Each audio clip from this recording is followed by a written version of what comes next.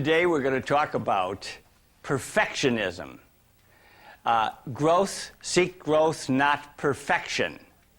Now, the first thing I would like to say is that there was an ambassador to Chile who wanted to go down there and show that he wasn't perfect. He didn't want to be the ugly American. So he went down and at his first reception, the band started playing, and he went up to a fat little lady who was very ugly.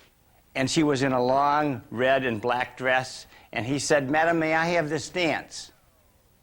And she said, "No, for 3 reasons. 1, that's the Chilean national anthem they are playing.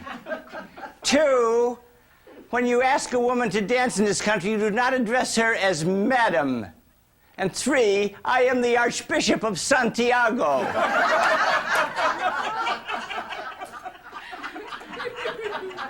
You're not going to like to hear this, I'm pretty sure. But I think we are all perfectionists, all right? Now, everybody always says, "Oh, I'm not one. I've got a drawer at home that isn't orderly," you know? But that doesn't mean anything. We are still, to some degree, all of us are perfectionists. And the trouble is that perfectionism is an obsessive, compulsive habit. Obsession means you're thinking about being perfect, and compulsive means you're in action. You're trying to be perfect all the time. And the reason we don't want to admit that we're perfectionists is perfectionism has a bad name. It's a fault, so we don't admit we have a fault. But it itself, not wanting to admit we have a fault, is itself perfectionism. So I think we are all perfectionists to some degree. And I think that, David Burns, I've referred to his book, Feeling Good, the New Mood Therapy, says that that's one of the ways that people get depressed. They leave themselves room only for failure by trying to be perfect all the time. And you can't be perfect. Nothing in this world is ever perfect. But perfectionism is a dead-end street that you try to keep going down, I'm going to be perfect, I'm going to be perfect. And he said it's one of the ways that we think that is erroneous. And it will lead you into depression or some form of addiction because you just can't take it. And the World Health Organization says that depression is the most common sickness in our world, and that depressives traditionally have higher rates of alcoholism, depression, and suicide. Now, there's some kind of a fear that drives people to perfectionism, but it varies in different people. The fear of not pleasing other people. I want to please you. Or the fear of not meeting their expectations, the fear of being criticized, the fear of being rejected, the fear of being vulnerable. There's some kind of a fear, but each person has to kind of listen to himself or herself and ask, what is this fear that drives me? I'd really like to know, that because it's a fear of some kind.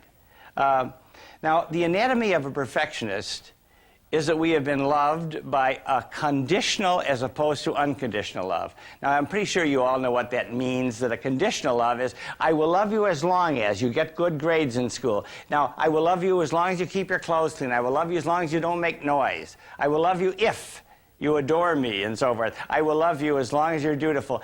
And remember what we said earlier? It's not what was said to us, but the impression we got that stays with us. And we may have got the impression that if I get good grades, or I become a good athlete, or I'm nice looking, or whatever, that my parents will love me. And that's called conditional love. And unconditional love, obviously, is I just love you no matter what you do. I may not approve of everything you do, but I love you. I'll always love you. And so we have all got the impression, at least, that we were loved conditionally, and to that extent, we think we are measured by our performance. Our worth is measured by our performance. If we are perfect, people will love us. If we're imperfect, people won't love us. I have a friend, a lady who is in her 70s, who begins every sentence about other people. I think he likes me. I think she doesn't like me. I think she likes me. I think he doesn't like me. And one day I said to her, have you ever noticed this, that you start a sentence about everyone by whether they like you or not? She said, I know. That was my mother. My mother always said to me, if you dress like that, if you talk like that, people won't like you. People will like you. And she's carrying that into old age now. That idea of people will like you, people won't like you. So the anatomy of a perfectionist is that you feel loved by a conditional love. You feel your worth is measured by your performance, and you've got to come up to snuff. You've got to be perfect. Now, this is a dead end. And one of the dead ends that I ran into was a girl who was a nurse, a student nurse in a hospital. And she was coming down the corridor, and she was a bouncy blonde with tight curls, and she said, "Hi, Father." And I said, "Hello, how are you?" I was visiting someone in the hospital. She said, "Want a piece of candy?" And she held out a box of chocolates. And I said, "Show me a good one." So while we were looking at the candy, she said, "Could we talk?" And I said, "How serious do you want to get?" And I want to know whether we should talk in the hospital or right there in the corridor or go into a room. And she said, "Well, I've tried suicide." "Oh," I said, "you really want to talk." So we went aside, and she was telling me about this, that if she only got her RN, she knew she would be happy if I got my RN. This is the assumptions that perfectionists make. I can't be happy unless I win the lottery. And then she got her RN. And then she called me up and she said, "But I'm still not happy." And I said, "Why aren't you happy?" "Well, if I were married, I would be happy." And a fine man came out of nowhere and married her, you know. And he supported her well. He was a good man, very intelligent. And she called me up and she said, "You're still not happy because if I only had children, I would be happy." So she had 3 children. And the last I heard from her was she called me up. I never lived in the same city she did. And she said, "I'm still not happy because my children hate me. My adolescent son actually swears at me and pushes me around physically." And I urged her to go to a child psychologist or family psychologist and find out what the boy is acting out. He's trying to tell you something. And then her husband called me up a few months later and said, "I have some really bad news for you. Marge is dead." He says, "He's dead." And I knew she was about 39 years of age. And I said, "Oh, I'm sorry. What happened?" He said, "Well, that's the really bad news. She killed herself.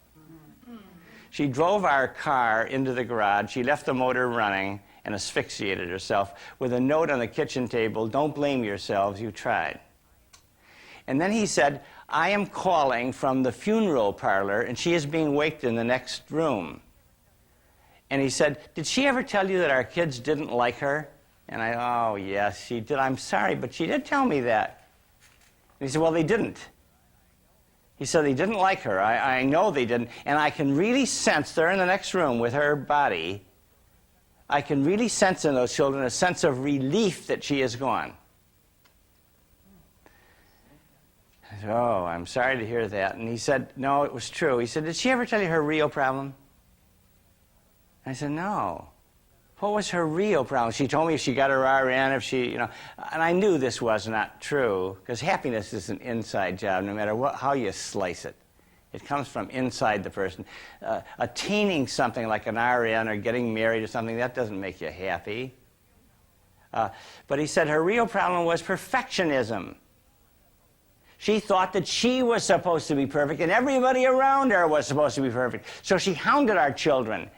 When they came to the dinner table, she would say, "Go wash your hands, go shine your shoes, go do this," and you come back with a smile on your face, because we smile in this family. Everything had to be picture perfect. And he said, you can wage that kind of war against perfectionism only so long. And she did for 39 years, and then she died at her own hand. And he said, "I feel sorry for her, because I don't think she ever saw that that was her real problem.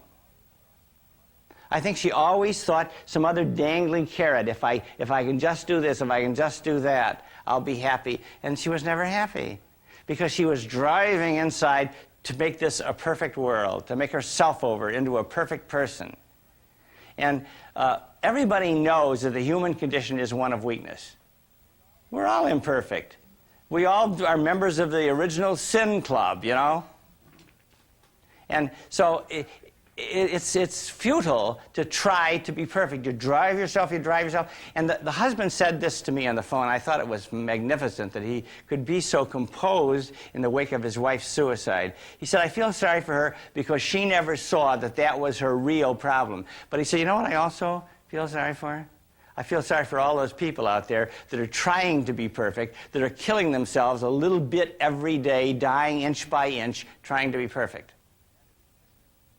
Oh, that is a magnificent insight into the human race, into the human heart, that we're all trying to be perfect to the extent that we even love conditionally and trying to, so we think our worth is measured by our performance.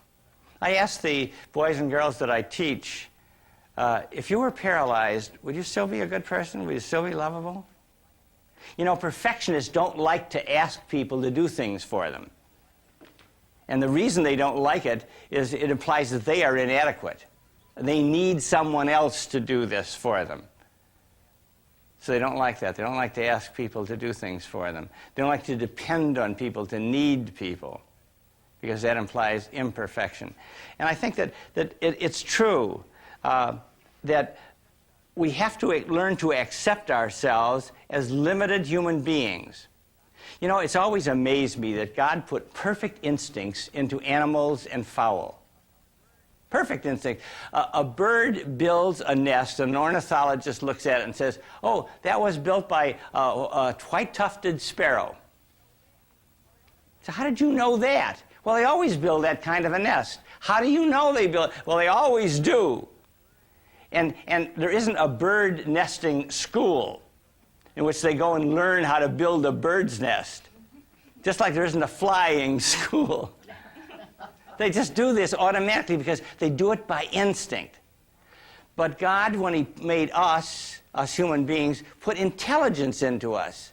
Now, intelligence isn't as perfect as instincts. If you were to try to build a house, can you imagine what it would look like? Unless you're a carpenter or a builder. We have to measure twice and saw once, and we make mistakes, and oh God, we got to go buy another board, and so forth. Because we are intelligent. And intelligence operates by making mistakes and learning from them. Instincts just operate automatically. They're always perfect.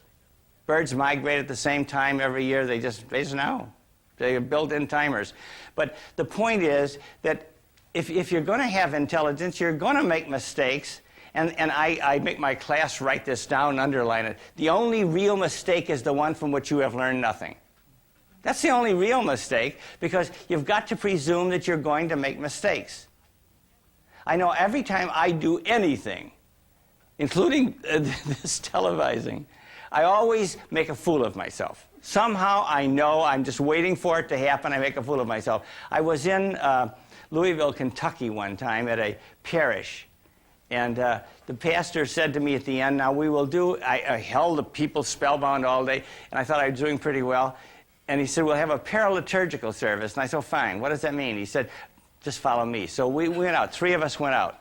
And we're standing with all the bright lights upon us. And the pastor announced, we will now sing, How Great Thou Art. Well, I know the words to that song, so I'm going to close my eyes and show off and let everybody know I'm singing. But I know the words, How Great Thou Art. So when I open my eyes, the other guys are gone. And I'm standing there all alone. So I'm looking around, where did they go? And they went down to a lower altar. So I'm going to glide down there gracefully, and my heel catches on the carpet, and I stumble down, and I finally get next to them. And we're still singing How Great Thou Art. We're about the 4th verse, see? And I'm saying, why didn't you guys elbow me or something, or say you're going to leave up there? And I'm berating them, blaming them, which we say aren't supposed to do. And so I just closed my eyes long enough to say, Jesus, can't you ever let me succeed without humiliating me? Can't I do anything without making a fool of myself? And I'm going to open my eyes. That's all I said. They're gone again. So I bowed and walked off. But that's it. But we're all human. And there's a Chinese proverb, blessed are those who can laugh at themselves. They shall never cease to be entertained. If you can just laugh at the stupidness, at the silliness of your mistakes, welcome to the club, all right? Now, you've all met Loretta Brady, and I got to tell you a story about me and her. I was driving a car alone down an expressway in Chicago, and the car died. And I got it off to the side of the road, and I didn't know what to do.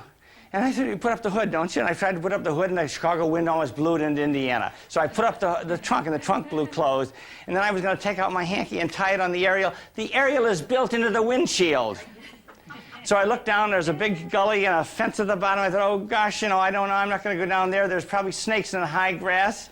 And look out the other direction, there's 6 lanes of whizzing traffic. And I thought, oh gosh, what do I do? And I thought of the Massachusetts Transit Authority. Do you remember that? Charlie needed a nickel to get off the elevated train in Boston, and he didn't have it. Did he ever return? The lyrics go, no, he never returned. His fate is still unlearned. And I thought, they're going to find my bones at Edens and Dempster. That's, I know they will. And so anyway, I decided to be a hitchhiker, and I go out to the edge of the expressway, and I start hitchhiking with this really troubled look on my face, that's my car back there. And finally, a young man stopped in a Volkswagen, threw the door open. Honest to goodness, I got into his car, put on the seatbelt before I said a word. And he said, can I help you? And I said, yes. He said, whoa, what happened? I said, that's my car back there. And he said, oh, that must be a terrible experience for a car to die under you on an expressway. And I said, well, it really is, but that's not what I'm tense about. He said, what are you tense about? I said, I didn't know what to do. If they put in the glove compartment to know what to do on Buick Centuries, I would have been all right. If your car dies at Edens and Dempster. Well, Loretta came in a little later to my office, some time later, several weeks later, and said, I'm really sorry I'm late, but my car died. And I said, where? She said, Edens and Dempster. And I thought of the Bermuda Triangle. Those aliens are zapping cars now at Edens and Dempster. And so I said, I pretended that it never happened to me. And I said, where's where you're going? She told me it was the exact place mine died. I said, what did you do? And she said, well, I went down that hill. I said, you went down the hill? Isn't there a fence in the bottom? She said, I know, but I climbed over it. And she found, through an expressway or an underpass, she found a telephone call for help. And I asked her, how did you feel when you were doing this? And so help me God, she said, exhilarated. And she's winning the ultrabike contest. And so help me God, I said, oh, I hate you. But I said inside myself, the next time I come to Edens and Dempster and my car dies, I'm going down that hill. So give up your perfectionism, come down from Mount Olympus, and live where the rest of us live. Join the Original Sin Club, and here is Loretta Brady.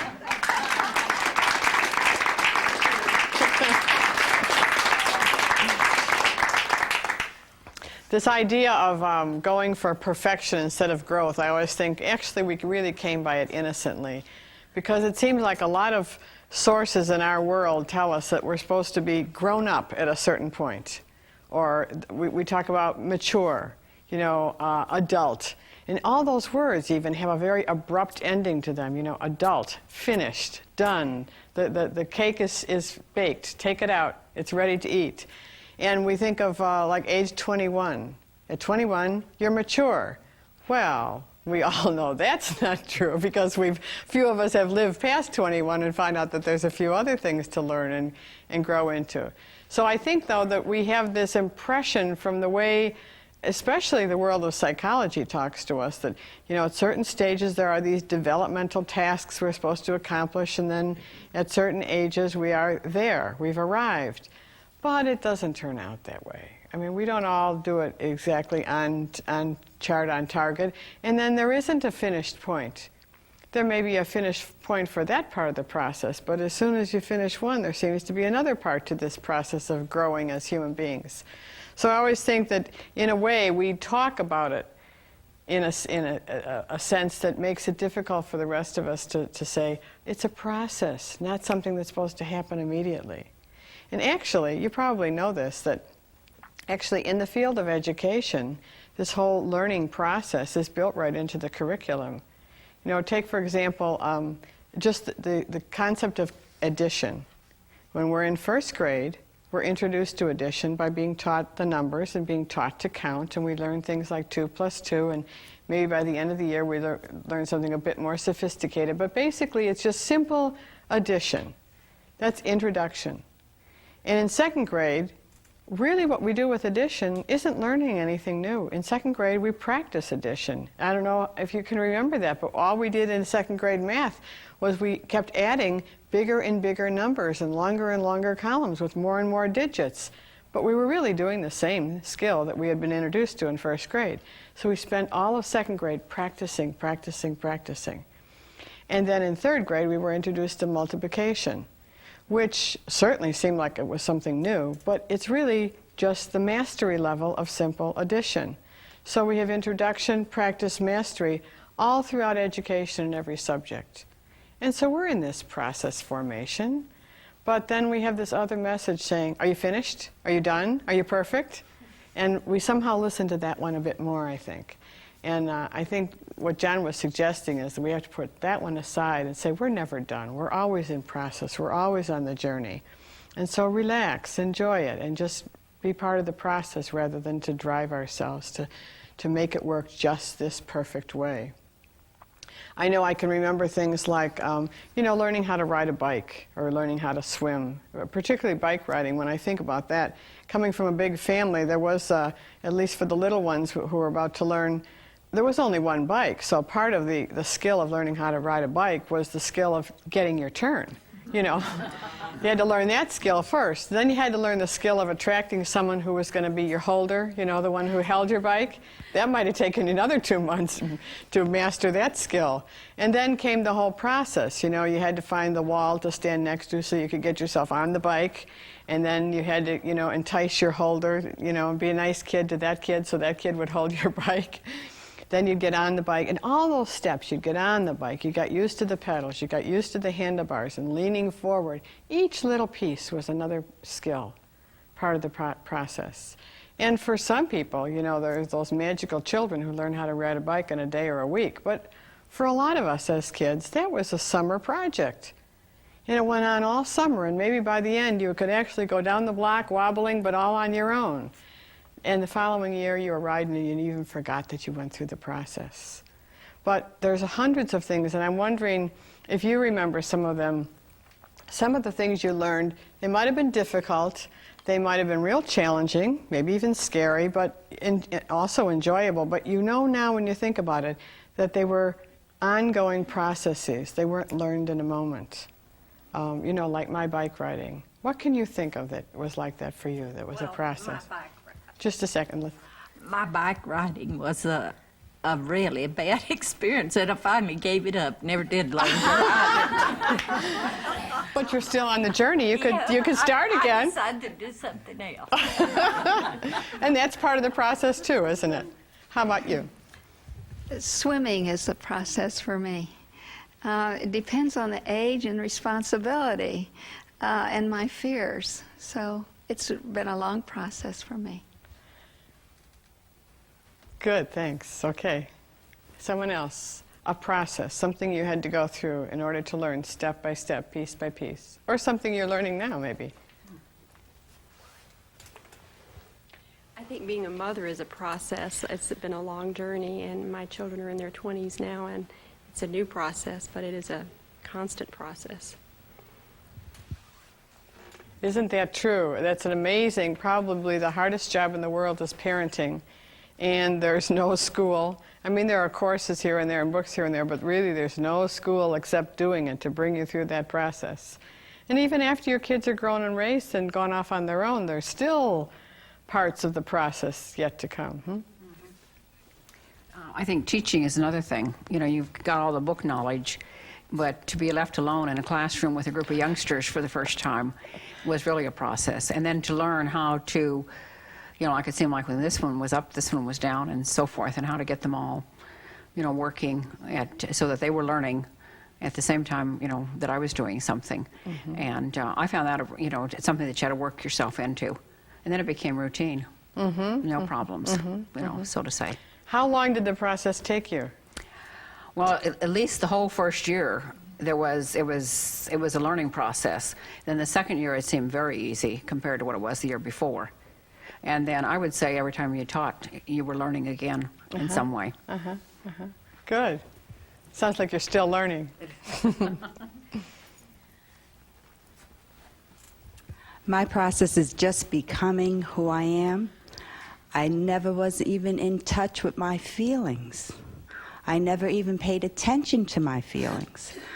And then gradually I realized I'm supposed to get in touch with my feelings, and I'm supposed to find out who I am. And so I'm still in process, but it takes eternity. It's unbelievable. It takes a lifetime, and that's why we were given a whole lifetime. Someone else? I think the example of riding a bike was used for me by my instructor in flight training when I was a pilot, or learning to be a pilot. And because learning to ride a bike, you eventually learn by accepting imperfection, because nothing is ever, you continue to wobble, you just don't wobble as much. And in learning to fly, I initially wanted to do everything perfectly and could not. And then eventually, I guess the process was where I learned to do something with the airplane, flying in the military, doing something with it, and forgot about the problems of landing and taking off because they just became second nature. That's a terrific statement, too, that part of the process of growing is to accept imperfection, that we're always going to wobble a little. And most of us have gone through the bike riding experience, so you can identify with that, that even after a couple of years of riding a bike, the wobble's still there, and you just keep trying to compensate for it. And that's probably a very good image for life itself, is that we do this wobble all through life, this trying to balance. It's a wonderful example that I heard or read not too long ago about the fact that walking itself is always keeping us off balance. You know, when you're standing, every time you pick up one foot, you're having to be challenged to keep balance on the other foot. And then you put that one down and you pick up another foot and you're off balance. But somehow being off balance is being in process. And I suppose a lot of us would like to be balanced, perfect, in place, secure. And then, of course, as soon as we go for that, we move away from the growth. Thanks for your example, Bob. That was really good. Let me just say in conclusion here that whenever you feel that you're seeking that perfection place, just try and remember one of those things from childhood that took you, all summer or a whole year of learning how to teach, or the whole process of flight school. Whatever is your example, take it as a memory piece, so that whenever that drive to be perfect and master this thing immediately starts to rise in you, because it will, it's natural human nature, just remember that other example and laugh. Laugh at yourself at trying to be something that you weren't built to be. At least not until eternity, right? Okay. In the next session, John's going to talk about communication, how to be an effective communicator. So we'll be back shortly for that part.